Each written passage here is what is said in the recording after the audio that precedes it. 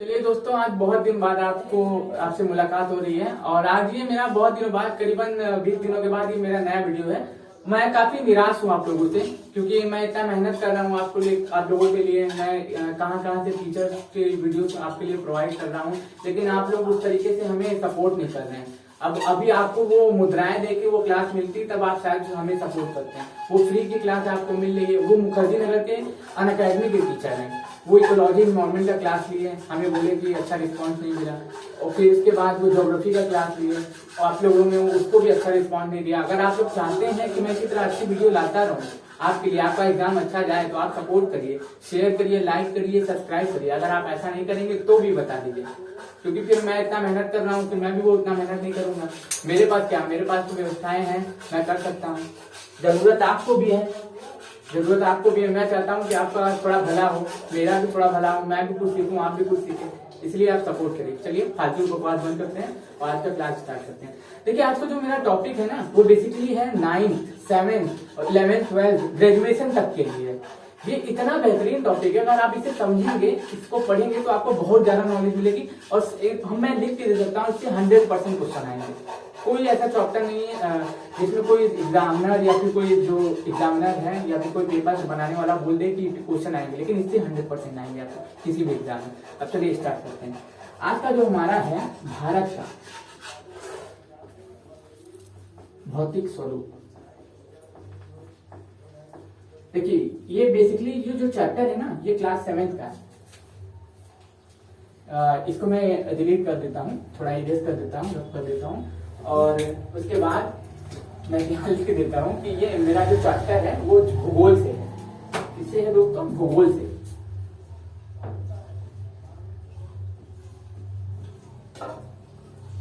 देखिए, भारत का भौतिक स्वरूप।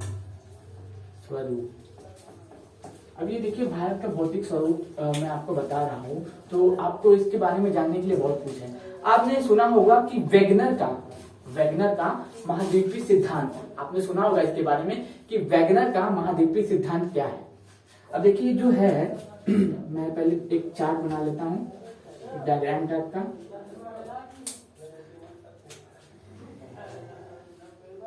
अब देखिए, वैगनर का महाद्वीपीय सिद्धांत क्या करता है कि एक बहुत बड़े वैज्ञानिक थे वैगनर, इसलिए उनके नाम पे ही वैगनर का महाद्वीपीय सिद्धांत नाम रख दिया गया। अब देखिए, उन्होंने सबसे पहले दुनिया में के लिए कहा था कि सबसे पहले जो था क्या थी, एक समुद्र था, और सारे जो लैंड थे, चाहे वो ऑस्ट्रेलिया हो, चाहे वो इंडिया हो, चाहे वो नॉर्थ अमेरिका हो, चाहे वो साउथ अमेरिका हो, चाहे अफ्रीका हो, सभी क्या थे, एक दूसरे से जुड़े हुए थे। क्या हुआ था, सभी के सभी जितने भी महाद्वीप हैं, अभी हम लोग पढ़ते हैं ना कि विश्व में कुल 7 बड़े महाद्वीप हैं। 8वां जो अभी खोजा गया है, उसको मान्यताएं अभी मिली नहीं है। पेंजिया, उसको पेंजिया वो बोलते हैं, क्या बोलते हैं, जिलेंजिया। इस जो डायग्राम को वैगनर ने दिया था। किसने? वैगनर ने बताया था कि सबसे पहले पूरी पृथ्वी पे, पूरी पृथ्वी पे 2 चीजें थी। एक था समुद्र, जिसे क्या कहते थे, पेंजिया, और एक था तटीय क्षेत्र, जो लैंड था, उसको क्या कहते थे, पेथलासा। इसको कहा गया पेंजिया,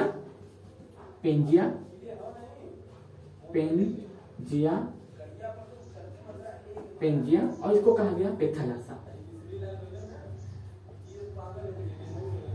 पहले क्या था, पूरी की पूरी पृथ्वी पे 2 चीजें थी। क्या था? एक था पेंजिया था, एक था पेथलासा।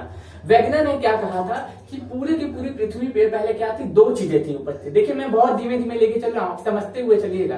पूरी की पूरी पृथ्वी पे पहले क्या थी, केवल 2 चीजें थी। क्या था? एक था पेंजिया, एक था पेथलासा। अब आप सोच रहे होंगे कि पूरे की पूरी पृथ्वी पे 2 चीजें थी। जितने भी आपको लैंड बाउंड्री दिखती है ना, जितने भी अफ्रीका महाद्वीप हो गया, या ऑस्ट्रेलिया महाद्वीप हो गया, या फिर अमेरिका महाद्वीप हो गया, वो सभी अलग अलग हो गए। कब अलग हुए? जब इनके बीच वलन पड़ा, इनके बीच घर्षण बढ़ा, जब प्लेटें सरकने लगी, जब प्लेटें एक दूसरे से दूर जाने लगी, तब क्या हुआ, पेंजिया और पेथलासा टूट के बिखर गया। क्या हो गया? पेंजिया और पेथलासा टूट के बिखर गया। अब जैसे मान लीजिए, मैं आपको बताता हूँ, जो आपको बताना चाह रहा हूँ कि प्लेटें पूरी की पूरी पृथ्वी पे, अब याद रखिएगा, पूरी की पूरी पृथ्वी पे 7 बड़ी प्लेटें हैं। कितनी प्लेटें हैं? 7 बड़ी प्लेटें हैं। अब देखिए, मान लीजिए एक है अमेरिकन प्लेट, एक है प्रशांत महासागरीय प्लेट, क्या है, एक है अटलांटिक प्लेट। हमारा जो इंडिया है इंडो ऑस्ट्रेलियन प्लेट पे तैर रहा है। किस पे है? Indo Australian plate. अब आप सोच रहे होंगे प्लेट प्लेट चिल्ला रहे, क्या खाने वाला प्लेट है, कैसा प्लेट है? आप सोच रहे होंगे कि प्लेट प्लेट प्लेट, अरे आखिर प्लेट है क्या, आप यही सोच रहे होंगे। तो प्लेट कुछ नहीं है, ये महाद्वीपों पे छोटे बड़े टुकड़े हैं जिन्हें क्या कहते हैं, प्लेट कहते हैं। इंग्लिश में भी प्लेट करते हैं, हिंदी में भी प्लेट करते हैं। जो प्लेटें होती हैं वो प्लेटें जो है गति करती हैं, किसके कारण?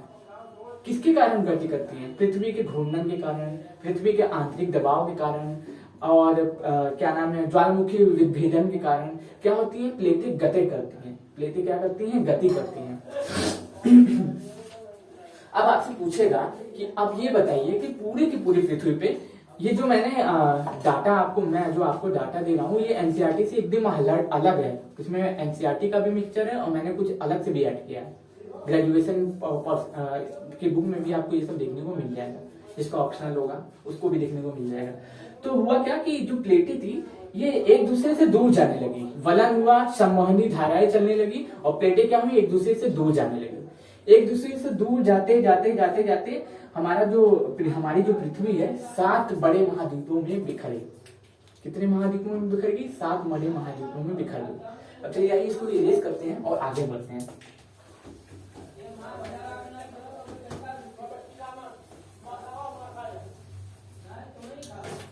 अब जैसे कि हम भारत के भौतिक स्वरूप के बारे में बात कर रहे हैं, तो भारत भी इंडो ऑस्ट्रेलियन प्लेट का हिस्सा है। अगर आपसे क्वेश्चन बनाना होगा तो पूछेगा भारत कौन सी प्लेट का हिस्सा है? इंडो ऑस्ट्रेलियन प्लेट के ऊपर भारत तैर रहा है। किस पे तैर रहा है? इंडो ऑस्ट्रेलियन प्लेट के ऊपर भारत तैर रहा है। अब देखिए एक छोटा सा मैप ले लेते हैं, थोड़ी सी आपको भारत की भी जानकारी दे देता हूँ ताकि आपको समझने में आसानी हो।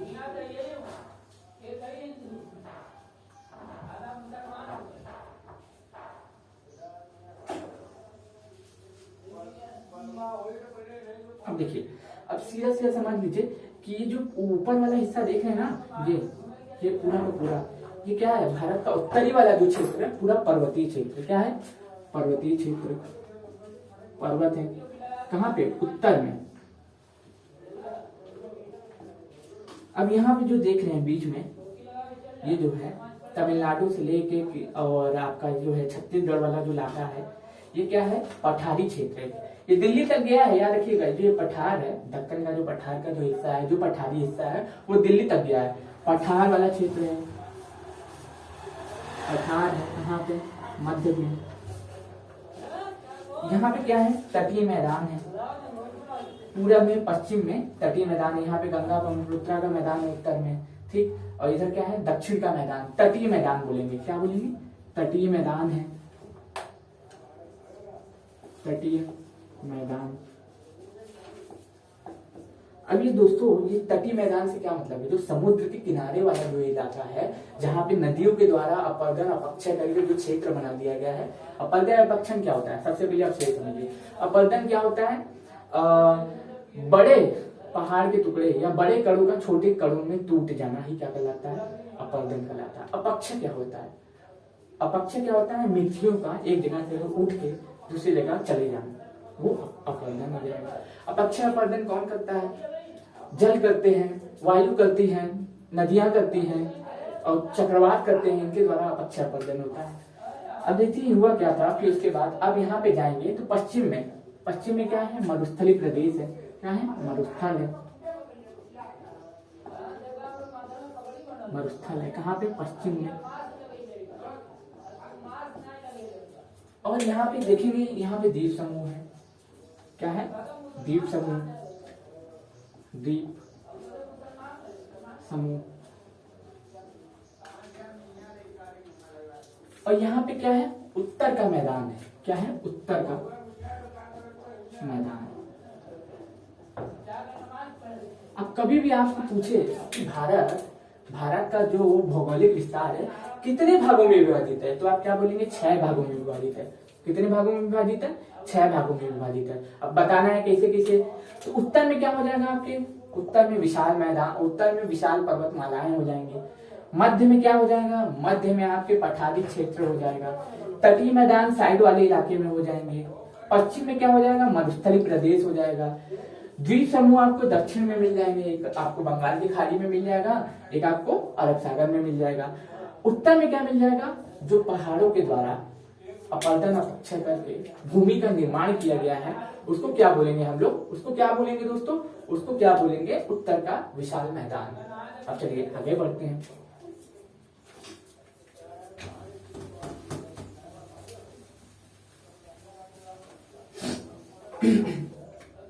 अब देखिए आपको बताने के लिए बहुत कुछ है। सबसे पहले ये जानते हैं कि प्लेटें गति कैसे करती हैं, उनकी गति करने से बेसिकली होता क्या है। अब ये देखिए दो प्लेटें हैं, सबसे पहली बात ये दो प्लेटें हैं, ठीक, ये दो प्लेटें हैं, एक दूसरे के पास आ रही है, क्या हो रही है। अब देखिए ये जो है एक प्लेट है, ये जो है एक प्लेट है, ये क्या हो रही है, एक दूसरे के पास आ रही है, एक दूसरे के पास आ रही है। अब देखिए मैं एक प्लेट आ रही है, आ रही है, आ रही है, आ रही है, वलन पड़ेगा, एक दूसरे के ऊपर चढ़ जाएगी। जिस प्लेट का दबाव ज्यादा होगा वो प्लेट एक दूसरे के ऊपर चढ़ जाएगी। चढ़ने के बाद क्या होगा, चढ़ने के बाद बीच में तेथी सागर बन जाएगा। तेथी सागर मतलब गहरी गाद बन जाएगा, गड्ढा बन जाएगा। अब इसे मान लीजिए सबसे पहले तो आपको प्लेट क्लियर कर देता हूँ, फिर अब सारी चिल्लाता हूँ, बताता हूँ कि ये होता क्या है। फिर ये देखिए ये जो एक बुक है, ठीक, आपको मैं प्लेट बता रहा हूँ कि पृथ्वी पे कुल 7 बड़ी प्लेटें हैं, ठीक। प्लेटें क्या होती हैं, प्लेटें जो ऊंची प्लेट होती है, जो ऊंची प्लेट होती है जहां पे हम लोग रहते हैं, वो क्या बन गए, स्थल खंड बन गए। जो ऊंचे वाले प्लेस होते हैं वो क्या बन गए, स्थल खंड बन गए। और जो निचला प्लेस रह गया ना, वो महासागर बन गया। कैसे कैसे, जब पेंजिया और पिथलासा टूट के बिखर रहा था, जब पेंजिया और पिथलासा टूट के बिखर रहा था, पेंजिया पिथलासा के टूट के बिखरने के बाद होता क्या कि जो प्लेटें रहती हैं, कुछ प्लेटें एक दूसरे के ऊपर चढ़ जाती हैं। अब जैसे मान लीजिए एक बुक है, ये दूसरी बुक है, एक दूसरे के ऊपर चढ़ गई तो बीच में फोल्डेज जैसा कुछ बन गया और बीच में गहरा गड्ढा बन गया। लेकिन बीच में प्लेट, अब एक प्लेट इधर से आई, एक प्लेट इधर से आई, दोनों लड़ी, एक प्लेट दूसरी प्लेट के ऊपर चढ़ गई, कुछ गहरा गड्ढा बनेगा, बीच में कुछ गड्ढा बनेगा। वही गड्ढे में जो पानी भरा रह गया उसको क्या बोल दिए, महासागर बोल दिए। वो गहरा जो गड्ढा रह गया उसके बीच में जो खाई बन गई उसको क्या बोल दिए, महासागर बोल दिए। और ऊंचा वाला जो स्थान हो गया ना, जो उठ गया, उसको क्या बोल दिए, माउंटेन बोल दिए। हम लोग का जो हिमालय है वो इसी तरह बना है, अभिसारी प्लेट बोलते हैं इसको। रूपांतरित प्लेट होता है एक कायांतरित प्लेट होता है। 3 तरह की प्लेटें गति करती हैं। पूछेगा हिमालय कौन सी प्लेट की बना है, तो अभिसारी प्लेट के कारण बना है। अब होता क्या है कि मान लीजिए ये एक प्लेट है, मान लीजिए ये एक प्लेट है, एक प्लेट दूसरी प्लेट के पास आ रही है, लड़ गई दोनों आपस में। लड़ने के बाद एक प्लेट ऊपर चढ़ गई, दूसरी प्लेट नीचे धस गई। कई लाखों करोड़ों साल तक उसके ऊपर अपक्षय हुआ, अपरदन हुआ, होते होते होते होते विशाल हिमालय का निर्माण हो गया। किसके कारण हुआ, प्लेटों की गति करने के कारण हुआ।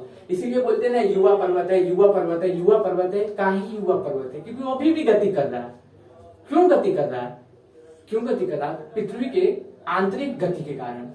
पृथ्वी आंतरिक गतिविधि कर रही है। अब सियाल, सीमा, निकेर, हम लोग की जो पृथ्वी है वो क्या हो रही है, नीचे से गर्म है ना। क्यों, क्योंकि मैग्मा है नीचे, फिर उसके नीचे ठोस है, फिर उसके नीचे मैग्मा है, फिर उसके नीचे ठोस है। इस तरीके से हमारे पृथ्वी की 3 परतें बनी है, जिसको कहा सियाल, सीमा, निफे के नाम से जानते हैं। इसीलिए बोलते हैं कि जो जब एक प्लेट दूसरे प्लेट पे चढ़ गई, ये जो एक प्लेट थी दूसरे प्लेट पे ऐसे चढ़ गई, चढ़ने के बाद ऊंचा एक स्थान बन गया, ऊंचा एक स्थान बन गया, ऊंचा एक स्थान बना, उसके बीच में कुछ लावा, अपक्षय हुआ, अपरदन हुआ, उसके बाद क्या हो गया, हिमालय का निर्माण हो गया। कौन सी गति के कारण, अभिसारी गति के कारण। ये प्लेट आई, एक मैं चित्र भी आपको बता देता हूँ कि आपको डाउट ना हो। जैसे मान लीजिए ये प्लेट आई, ठीक, एक ये प्लेट आई, ये आती लड़ी, एक नीचे धस गई, एक क्या हो गई, नीचे धस गई, एक हिस्सा ऊपर उठ गया, एक हिस्सा ऊपर उठ गया, उससे क्या हो गया, हिमालय का निर्माण हो गया, हिमालय का निर्माण हो गया। अब यहाँ पे क्या हुआ, बीच में कुछ गहरा गड्ढा उड्ढा बढ़ते गया, बढ़ते ये माउंटेन बन गया। लेकिन बीच वाला जो इलाका था वहां पे गहरा गड्ढा बन गया, बीच वाला गहरा गड्ढा बन गया, बहुत गहरा गड्ढा बन गया। भारत वाला जो इलाका देख रहे हैं आप, ये जो भारत वाला जो इलाका देख रहे हैं आप, ये जो भारत वाला इलाका देख रहे हैं, यहाँ पे पहले तेथी सागर था, उसी के ऊपर हिमालय का निर्माण हुआ है। जहां भी हिमालय इस समय बना है ना, वो उस समय क्या था, तेथी सागर था। अब जैसे ये मान लीजिए हम लोग का ये जो भारत है, ये भारत का जो नीचे वाला स्थान बोलते हैं ना, उसको क्या बोलते हैं? गोंडवाना लैंड। गोंडवाना भूमि, इंग्लिश में लैंड बोलते हैं, गोंडवाना लैंड। ऊपर वाला जो हिस्सा था ना, अंगारा लैंड था, अंगारा लैंड। ऊपर वाला जो हिस्सा था जहां पे हिमालय का निर्माण हुआ, वहां पे क्या था?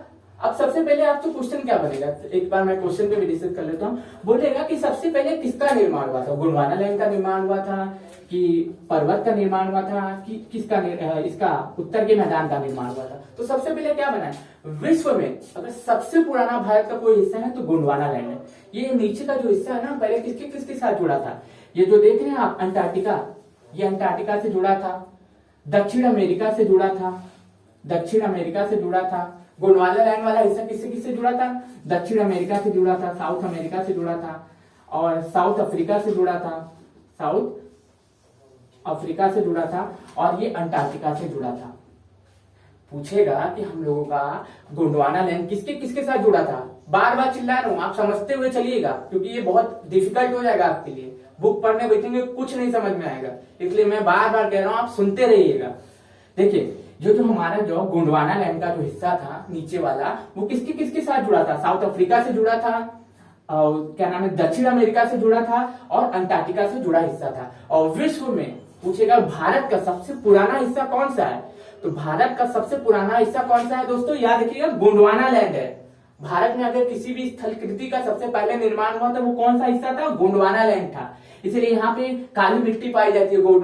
जो हिस्सा था पहले अमेरिका के साथ जुड़ा हुआ था, अफ्रीका के साथ जुड़ा हुआ था। जब क्या हुआ था, पेंजिया पेटलासा टूट के अलग हुआ था, इसलिए वहां पे काली मिट्टी पाई जाती है। काली कपास की मिट्टी सुने है ना, जो कपास की खेती के लिए बहुत अच्छी होती है। क्यों वहां पे काली मिट्टी पाई जाती है? क्योंकि वो जिस प्लेट से के साथ जुड़ी थी, वहां पे ज्वालामुखी विस्फोट होता था, वहां पे ज्वालामुखी विस्फोट होता था, इसलिए वहां पे काली मिट्टी पाई जाती है, काली कपासी मिट्टी पाई जाती है। तो सबसे पहले भारत में किसी स्थल कृति का निर्माण हुआ तो गोंडवाना लैंड।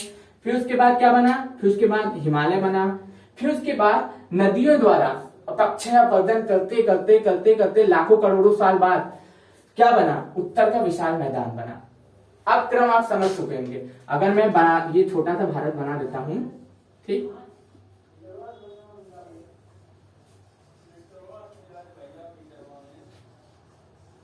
ये छोटा सा भारत बना देता हूं।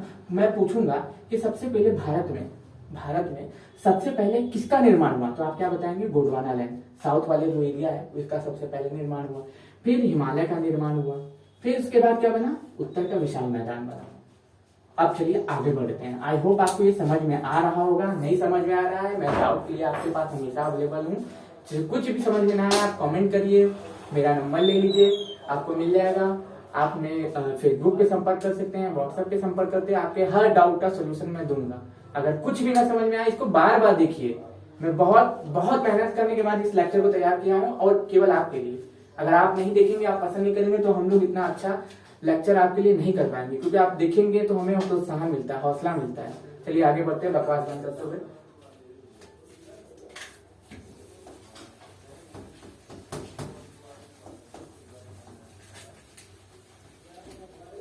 और ये भी मैं बता देता हूँ, ये जो लेक्चर है ना, एक वीडियो में खत्म होने वाला भी नहीं है, लेकिन मैं कोशिश करूंगा कि खत्म कर दूं, जो आपके काम की चीजें हैं वही बताऊं।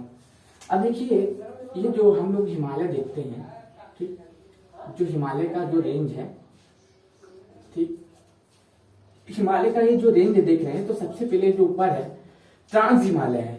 क्या बोलते हैं? हिमालय के जो पार का हिमालय होता है ना, उसे क्या बोलते हैं? ट्रांस हिमालय। क्या बोलते हैं? ट्रांस हिमालय। हिमालय के जो पार का हिमालय होता है उसे क्या बोलते हैं? ट्रांस हिमालय। ट्रांस हिमालय में भी क्या है? पहले काराकोरम, फिर उसके बाद लद्दाख,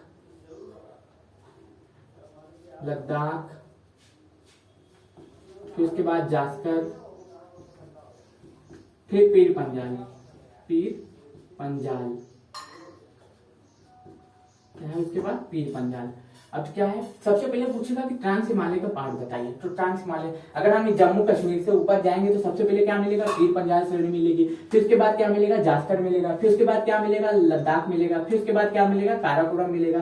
फिर अगर हम नीचे आते हैं तो सबसे पहले क्या मिलेगा? बृहद हिमालय, मध्य हिमालय, लघु हिमालय।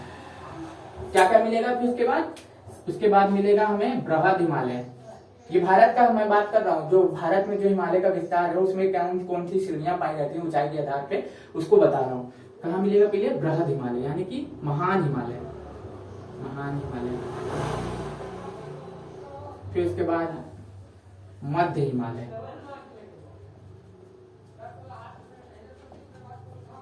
फिर इसके बाद लघु हिमालय, लघु हिमालय या फिर इसे कुछ शिवालिक भी बोलते हैं, शिवालिक। बृहद हिमालय क्या होगा? पहले बृहद हिमालय, बृहद हिमालय, मध्य हिमालय, लघु हिमालय या शिवालिक हिमालय भी इसी को बोलते हैं। अब इसमें जो बीच बीच में कुछ पाई जाने वाली घाटियां होती हैं। अब घाटियां क्या होती है? पूछेगा घाटी क्या होता है कि पर्वत के दो पर्वतों के बीच में पाया जाने वाला जो नीचे का स्थान होता है उसी को क्या बोलते हैं? गहरी घाटी बोलते हैं। दून घाटी सुने होंगे, कुल्लू मनाली की घाटी सुने होंगे ना, तो हर कोई जाना चाहता है। तो दो पर्वतों के बीच का जो स्थान होता है ना, जो गहरा स्थान होता है उसी को क्या बोलते हैं? घाटी बोलते हैं। तो हिमालय का जो विस्तार हुआ था वो किसके कारण हुआ था? दो प्लेटों के आपस में लड़ने के कारण हुआ था, अभिसरण के कारण हुआ था। अब एक और प्लेट होती है जो एक प्लेट एक दूसरे से दूर जाती है,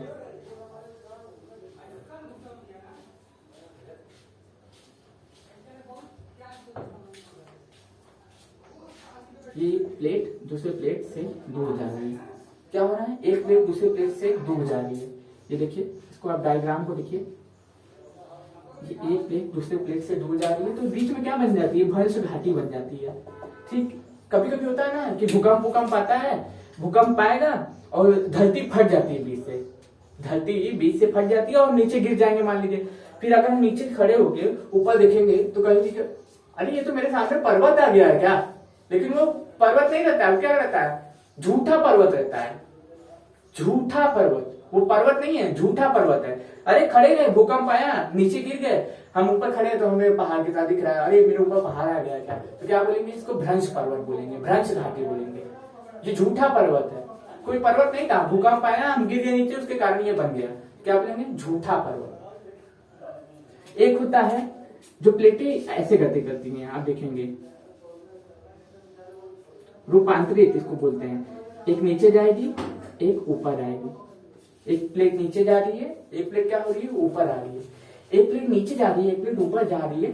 इसके बाद क्या होता है? इसमें ज्वालामुखी विभेदन होता है, ज्वालामुखी का निर्माण होता है। जो लावा नीचे बैठा रहता है, एक प्लेट इधर जाएगी, प्लेट उधर जाएगी, तो बीच में से जो लावा रहेगा निकल के बाहर आ जाएगा, उससे ज्वालामुखी विखंडों का निर्माण हो जाता है। तो यही मैं आपको बताना चाहता था कि प्लेटें गति क्यों करती है। और अब तो आप बेसिकली समझ चुके होंगे कि क्या है प्लेटें। अब अगर मान लीजिए मैं एक छोटा सा डायग्राम बनाता हूँ, ये पूरा विश्व है मान लीजिए, ठीक, एक पूरा विश्व है। यहाँ पे है क्या? यहाँ पे है अमेरिकन प्लेट, यहाँ पे क्या है? प्रशांत महासागरीय प्लेट। यहाँ पे बीच में थोड़ा सा जो इलाका है वो कौन सा है? वो कौन सा प्लेट है? वो अंटार्कटिक प्लेट है। ये जो हमारा ऑस्ट्रेलिया है और ये हमारा जो इंडिया है, ये क्या है? इंडो ऑस्ट्रेलियन प्लेट है। इधर क्या है? इधर जो है दक्षिण अमेरिकाई प्लेट है। इधर क्या है?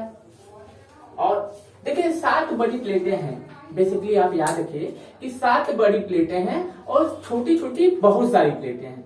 हमें बेसिकली 7 प्लेटों के बारे में डीपली नॉलेज याद करनी है। ये 9th क्लास के पर्सपेक्टिव से मैं बना रहा हूँ, लेकिन मैं बहुत चीजें ऐड की हैं क्योंकि 9th क्लास में इससे ऊपर दिया ही नहीं है कुछ कि बताने के लिए मैं आपको बताऊंगा। तो कुछ पहाड़ पाए जाते हैं, जैसे कि मान लीजिए पूछेगा कि कंचनजंगा कहाँ पाया जाता है। बुक में दिया होगा क्लास 9th के कि कंचनजंगा कहाँ पाया जाता है, तो भैया सिक्किम में पाया जाता है। भारत में अवस्थित सबसे बड़ी ऊंची पर्वत चोटी है। नंगा पर्वत कहाँ पाया जाता है? कहाँ पाया जाता है? भारत में ही पाया जाता है, भारत के एकदम पश्चिम वाले इलाके में है। ठीक, नामचा पर्वत कहाँ पाया जाता है? भारत के पूरब वाले इलाके में है एकदम, वहां भी नामचा पर्वत पाया जाता है। हिमालय कहाँ पाया जाता है? 100% में से 99 लोग कहेंगे भारत में पाया जाता है, भैया भारत में नहीं पाया जाता है, वो नेपाल में पाया जाता है। बेसिकली उसकी हाइट भी बढ़ गई है, पहले 8,848 थी, अभी 48 की बजाय क्या हो गई है? 50 हो गई, 2 सेंटीमीटर हाइट बढ़ गई। क्या हुआ? जो अमेरिकी इंडियन प्लेट है ना, वो क्या हो रही है? गति कर रही है। अब जैसे मान लीजिए ये हमारा है हिमालय, ठीक, हिमालय है क्या है? ये हमारे इंडियन प्लेट है, नीचे से बदन पड़ रहा है, ऊपर सरक के जा रही है और ऊपर चढ़ रही है, उससे क्या रहा? हिमालय और लंबा हो रहा है और ऊंचा हो रहा है ना। अब देखेंगे तो सुन रहे होंगे कि हिमालय की ऊंचाई और बढ़ रही है। अब देखिए कभी कभी एग्जामिनर या फिर एग्जाम में पूछ लेता है कि बताइए भैया हिमालय की महत्वपूर्ण क्यों है भारत के लिए। बहुत अधिक सवाल है कि हिमालय महत्वपूर्ण क्यों है भारत के लिए। अब आम आदमी से पूछेंगे तो कहेगा कि ऊंचा पहाड़ है, घूमने के लिए महत्वपूर्ण है। अब देखिए हिमालय महत्वपूर्ण क्यों है। अब ये देखिए जो हमारा जो हिमालय वाला इलाका है ना, ये ठीक ठंडी के समय में साइबेरिया से चलने वाली ठंडी हवाओं को भारत में आने से रोकता है। ठंडी के समय में साइबेरिया से चलने वाली जो ठंडी हवाएं होती हैं, जिनमें क्या होता है, इसमें क्या होता है, हाई प्रेशर होता है। ठंडी हवा ना, हाई प्रेशर, साइबेरिया से चलने वाली ठंडी हवाओं को भारत में आने से रोकता है। अगर ये भारत में आ जाती तो जैसा आप देखते हैं ना यूरोप में देखते हैं, उत्तरी अमेरिका में देखते हैं, दक्षिणी अमेरिका में देखते हैं, अंटार्कटिका में देखते हैं, बर्फ जमा रहता है ना, बर्फ गिरा रहता है ना, वही हाल यहाँ पे भी होता। अगर ये ठंडी साइबेरिया से चलने वाली ये ठंडी हवाएं जो है अगर भारत में प्रवेश कर जाती ना, तो क्या होता है, हम लोग भी माइनस में रहते हैं। हम लोग भी क्या होते हैं, ढेर सारा बोझा हो के पूरे भारत की स्थिति खराब होती, खासतौर पे मिडल वालों की बचे हुए ना। अगर हिमालय को पार करके मध्य में आएंगे तो सबसे पहले क्या मिलेगा आपको, यूपी मिलेगा, बिहार मिलेगा, पश्चिम बंगाल मिलेगा, बगल में क्या मिलेगा, पंजाब मिलेगा, उत्तराखंड मिलेगा, हिमाचल प्रदेश मिलेगा, मर जाते। इसीलिए हिमालय का इतना विस्तार है। हिमालय हम लोगों की रक्षा करता है, इसीलिए हिमालय हम लोगों के लिए महत्वपूर्ण है। अब मत समझिएगा कुछ उटपटांग चीज कि क्या होता, हिमालय ना होता तो हम लोग को जीवन ना होता। एक चीज और, अब कृषि भी नहीं कर पाते, हिमालय नहीं होता तो खेती भी नहीं कर पाते। जो बोलते हैं ना कृषि प्रधान देश है, 60 से 70% आबादी हमारी कृषि में लगी हुई है, फिर भी जीडीपी का 20% नहीं उपजा पा रही है। क्यों? अब ये जो भारत देख रहे हैं, ठीक, ये भारत की स्थलाकृति देख रहे हैं, ठीक, भारत की संरचना देख रहे हैं। अब यहाँ से दक्षिण पश्चिम मानसून आता है, अपने साथ क्या लेके आता है, जलवाष्प लेके आता है। क्या लेके आता है अपने साथ, वाटर वेपर लेके आता है। ये वाटर वेपर अगर हिमालय की बड़ी बड़ी पहाड़ियों से नहीं टकराती ना, तो उधर ही निकल जाती, प्यासे मर जाते। अगर हिमालय से ये जो वाटर वेपर टकराते नहीं ना, तो हम लोग प्यासे मर जाते हैं, किसान खेती नहीं कर पाते, हम लोगों का एग्रीकल्चर नहीं हो पाता, गुजारा नहीं हो पाता, जीडीपी ग्रोथ नहीं करती, सब कुछ बर्बाद हो जाता है। इसलिए आप याद रखिएगा कि इतिहास बदलता रहता है। इतिहास लिखने वाले की मानसिकता के ऊपर बदलता रहता है। सब चीज सेम रहता है, लेकिन मानसिकता चेंज हो जाती है, लेकिन भूगोल कभी नहीं बदलता है। याद रखिएगा आप लोग। वही अंडमान निकोबार द्वीप समूह है, वहां पे क्या होता है, वहां पे मांस मीट जो है ना कूड़े के भाव बिकता है, लेकिन सब्जी वहां पे सोने के भाव बिकता है। क्यों? क्योंकि वहां पे फर्टाइल भूमि नहीं है भैया, वहां पे एग्रीकल्चर नहीं हो पाती है, एग्रीकल्चर लायक भूमि नहीं है वहां पे, इसलिए वहां पे क्या होता है, मांस मीट सस्ता बिकता है, सब्जी महंगी बिकती है। ठीक, आज के लिए मेरे हिसाब से मैं इतना ही रखता हूँ। पार्ट 2 में और दूसरा देखिएगा, बहुत कुछ बताने के लिए। तो आशा करता हूँ आप मेरे इस लेक्चर को पसंद करेंगे, लाइक करेंगे, सब्सक्राइब करेंगे और हमारे चैनल को आगे बढ़ाएंगे। धन्यवाद।